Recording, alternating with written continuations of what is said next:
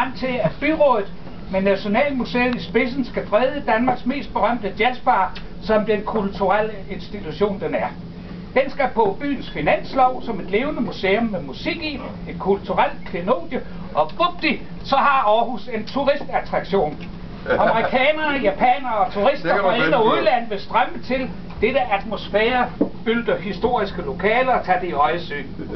De vil studere den berømte jazzbar i Aarhus, hvor der engang blev udklækket mange dygtige musikere, og hvor i verdenseliten af jazzmusikere stortrives. Knud fortsatte. Tidligere stamgæster kan blive kustoder med kasket og viser rundt og fortæller om dengang Aarhus havde et rigtig ægte jazzværtshus, der fungerede på jazzmusikkens vilkår.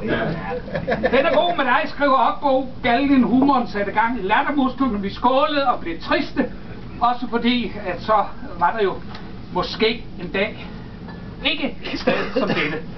Og ad åre er det jo formentlig tanken, at det flytter interiøret til den gamle by 10-15 år. Så når jeg igen på min fødselsdag var i den gamle by med mine børnebørn, så om 10-15-20 år, ja, så mødes vi i den gamle by. Så går vi igen en tur i den gamle by. Ja, fint.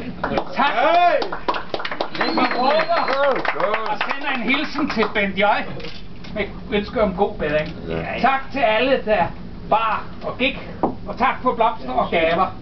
Mange tak. Nu er det desværre sådan, at nu er det ikke mig, der giver.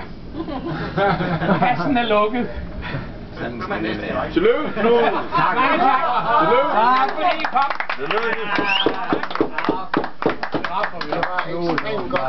Det der var godt sagt i bogen. 10 sekunder over. Det er simpelthen for dårligt.